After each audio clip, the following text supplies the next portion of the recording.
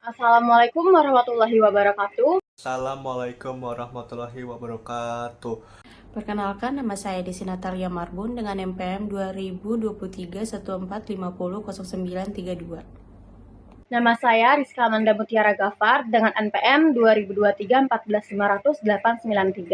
Perkenalkan, nama saya Adriano Raffi Hidayat, NPM 2023 1450 0852. Kali ini saya akan menjelaskan materi untuk mata kuliah Strategi Belajar Pembelajaran yang dimana dengan judul materi yang akan saya sampaikan adalah Teknik Mendapatkan Umpan Balik. Kita akan menjelaskan tentang pengertian, macam-macam, dan juga cara bagaimana untuk mendapatkan umpan balik itu sendiri. Jadi kalian harus simak videonya baik-baik. Lebih lengkapnya, tonton videonya ya. Teknik mendapatkan umpan balik. Kelompok 7, strategi belajar pembelajaran. Materi pembelajaran yang akan dibahas yang pertama, pengertian umpan balik, yang kedua, fungsi umpan balik, yang ketiga, teknik mendapatkan umpan balik.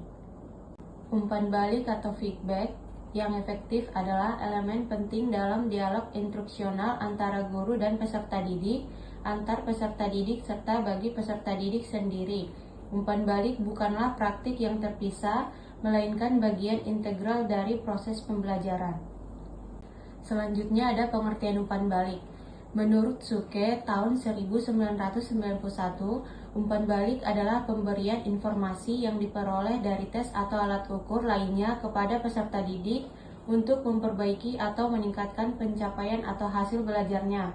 Sedangkan menurut Jamara 2010, umpan balik memberi informasi tentang kebenaran jawaban dan kesalahan peserta didik, membantu mereka memahami materi dan memperbaiki diri, sedangkan bagi guru ini menunjukkan penguasaan materi dan mendukung pembelajaran individu serta kelompok.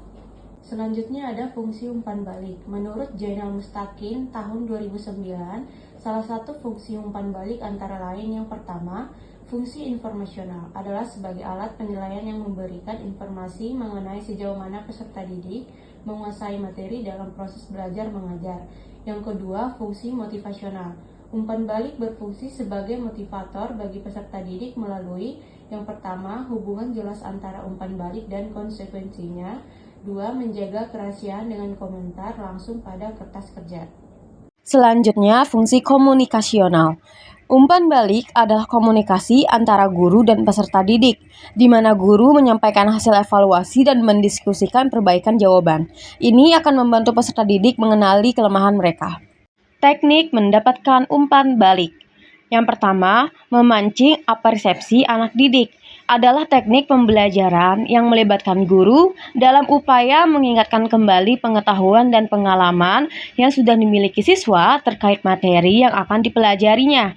Tujuannya adalah untuk menghubungkan materi baru dengan pengetahuan yang sudah ada sehingga siswa lebih mudah memahami dan mengingat materi yang baru. 2. Memanfaatkan teknik alat bantu yang acceptable. Setiap bahan ajar memiliki tingkat kesulitan yang berbeda-beda, dan tidak semua siswa mampu memproses atau memahami materinya dengan baik. Salah satu faktor yang mempengaruhi pemahaman adalah tingkat inteligensi siswa. Oleh karena itu, guru yang menyadari keterbatasannya dalam menyampaikan materi sebaiknya menggunakan alat bantu untuk memperjelas isi pembelajaran. Dalam dunia pendidikan, alat bantu ini sering disebut sebagai media pembelajaran yang bertujuan untuk membantu siswa memahami materi lebih mudah. Yang ketiga, memilih bentuk motivasi yang akurat. Motivasi berperan penting dalam keberhasilan belajar siswa. Guru dapat memberikan motivasi melalui berbagai cara. Di antaranya, yang pertama, memberi angka atau nilai. Sebagai bentuk penghargaan atas hasil kerja siswa, nilai yang baik dapat meningkatkan semangat belajar, sementara nilai yang kurang baik dapat menjadi evaluasi untuk perbaikan siswanya. 2. Pujian. Memberi apresiasi terhadap pencapaian siswa untuk menemukan kepercayaan diri dan motivasi. 3. Gerakan tubuh dan apresiasi wajah. Guru dapat menggunakan kontak mata, senyuman, atau gestur lainnya untuk menarik perhatian siswa dan memberikan dorongan positif. 4. Memberikan tugas membantu siswa lebih fokus dan bertanggung jawab terhadap pelajaran. Siswa yang sadar bahwa mereka yang mendapatkan tugas cenderung lebih memperhatikan materi yang disampaikan. 5. Memberikan ulangan. Digunakan untuk mengukur pemahaman siswa terhadap materi yang telah diajarkan. Agar lebih efektif, guru sebaiknya memberitahukannya sebelumnya bahwa akan ada ulangan. 6.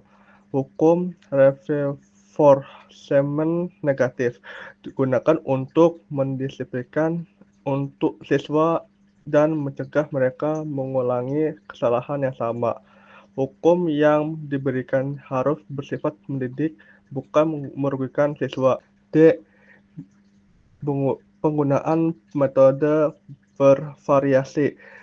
Menggunakan metode pembelajaran yang bervariasi dapat meningkatkan semangat belajar siswa dan mencegah kebosanan.